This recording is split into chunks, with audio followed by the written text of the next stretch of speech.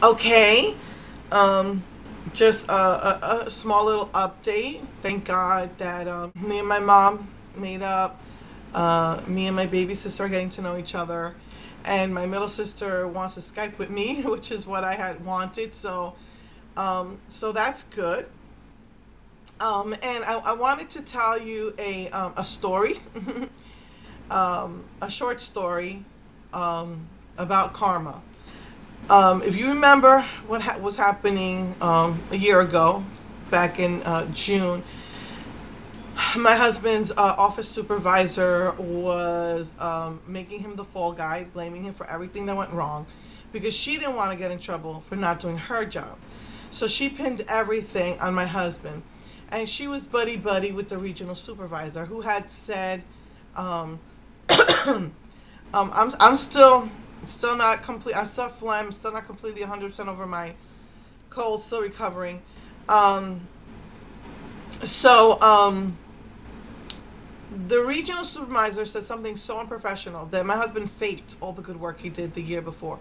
The year before, my husband won an award for being the hardest worker. And they asked for that award back. They said, and I don't know if I mentioned this last year, but they said that it was not, it's supposed to be rotated, even though they hadn't given that award to nobody in a year. That they rotated between four people, which was malarkey.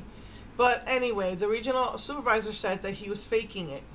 Really? That doesn't make any sense. How do you fake all the apartments being ready on time and being perfect as possible and, working day in and day out? So I thought that was really unprofessional of her. So you have the regional manager, the office supervisor. So the office supervisor didn't want to get in trouble, made him the fall guy and whatever. What happened? Well, it took them 2 months to find a replacement for my husband. That was what? September? October? 6 months later, the man who replaced my husband quit because he couldn't take their crap. The office manager got written up, 3 write-ups, and you're fired. And the regional manager got fired. So you see how karma works. Karma, you don't have to do anything. When people are bad and people are evil, they get theirs. You don't have to do anything because what goes around comes around.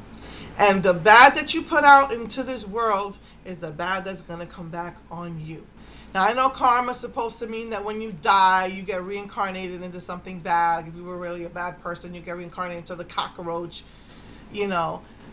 So I don't believe in, obviously, in that, but the fact, I believe in the implications that when you do bad in this world, that bad comes back on you. So just wanted to give you that little story and update about what happened to my husband. And one time I wrote about that on Facebook, and somebody said to me, oh, it's not nice to rejoice in the sufferings of others. No, it's not.